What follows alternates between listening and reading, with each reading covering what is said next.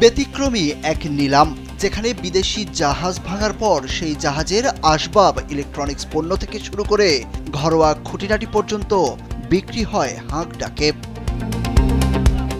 নিলামের আগে অংশগ্রহণকারীরা ঘুরে ঘুরে দেখেন এবং যাচাই করেন পণ্যের মান।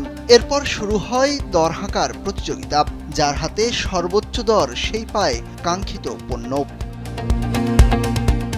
বড় বিদেশি স্ক্র্যাপ জাহাজ ভেড়ার এক সপ্তাহের মধ্যেই শুরু হয় ভাঙার কাজ। এরপর শিপইয়ার্ড মালিক নিলামে দেন লোহা, ফার্নিচার, কমোড, বেসিন, বৈদ্যুতিক তারসহ নানা জিনিস। এখন যে কোনো ব্র্যান্ডের পুরাতন এসি বদলে নতুন ওয়ালটন এসিতে উপভোগ করুন 25% ছাড়। চট্টগ্রামের সীতাকুণ্ডের ভাটিয়ারীতে চলছে এই ব্যতিক্রমী নিলাম।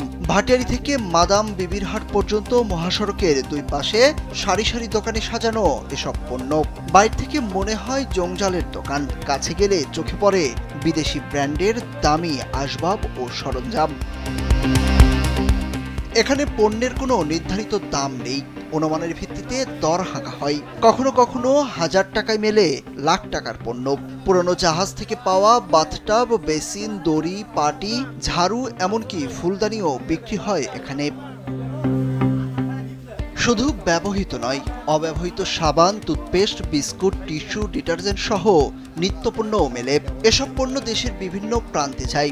অনেক সময় অনলাইনে অর্ডার নিয়েও বিক্রি হয়। ইতিমধ্যেই ফেসবুক ও অনলাইন গ্রুপগুলো এই জাহাজ পণ্য বেচাকেনার সক্রিয় মাধ্যম হয়ে উঠেছে।